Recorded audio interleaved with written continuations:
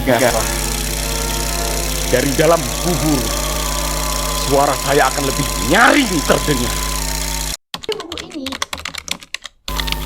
Di buku ini kita diajak untuk menelusuri jejak perjalanan kehidupan seorang Ibrahim Datuk Sultan Malaka dari masa kecilnya di Minangkabau hingga saat ia menempuh pendidikan di Belanda. Saat di Belanda lah, ia mulai mengenal pemikiran-pemikiran dunia dan di sanalah langkah politiknya dimulai.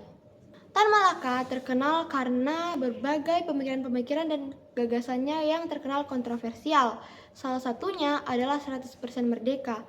Maksudnya kemerdekaan tanpa kompromi dari para penjajah.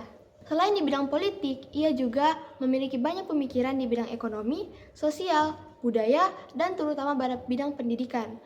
Meski semasa hidupnya ia berpindah-pindah tempat dan berkali-kali diasingkan, itu tak menghalangi langkah juangnya untuk tetap menulis karya-karya hebatnya. Salah satu karyanya yaitu Madilog yang menjadi dasar pemikiran filsafatnya. Buku ini selalu memiliki kekuatan pada detail narasi.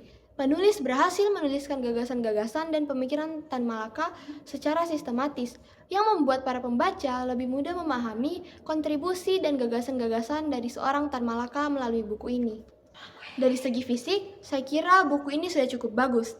Dari pemilihan font, warna kertas, dari sampul, hingga ukuran fontnya, saya sebagai pembaca merasa nyaman saat membaca buku ini.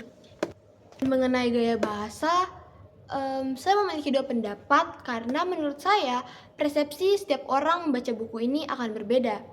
Pendapat pertama, bagi pembaca-pembaca yang sudah terbiasa membaca buku sejarah dan non-fiksi, mungkin gaya bahasa di buku ini akan terlihat sulit, tetapi tetap bisa dinikmati.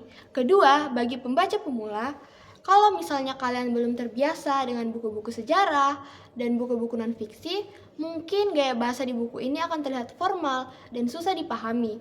Jadi, itu menurut saya dua persepsi yang berbeda bagi setiap orang.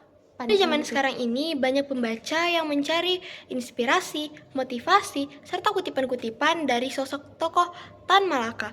Jadi, menurut saya buku ini akan kurang cocok, karena buku ini lebih cenderung membahas tentang pemikiran dan sedikit sekali membahas tentang motivasi maupun kutipan-kutipan dari Tan Malaka.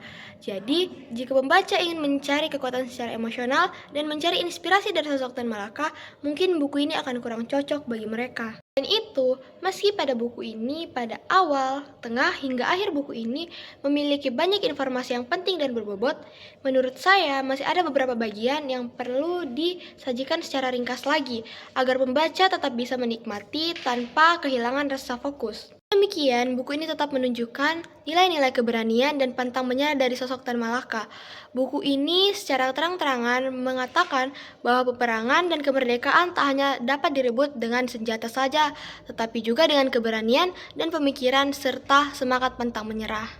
Setelah membaca buku ini, saya jadi belajar tentang salah satu tokoh yaitu Tan Malaka, yang tak pernah kehilangan semangatnya meski harus mengalami penolakan dan kesulitan dalam hidupnya. Ia juga tak pernah mengenal rasa menyerah. Menurut saya, salah satu warisan terbesar Tan Malaka tak hanya karena ia berhasil merebut kemerdekaan, tetapi juga nilai-nilai yang ia tinggalkan sangatlah relevan bagi generasi muda saat ini.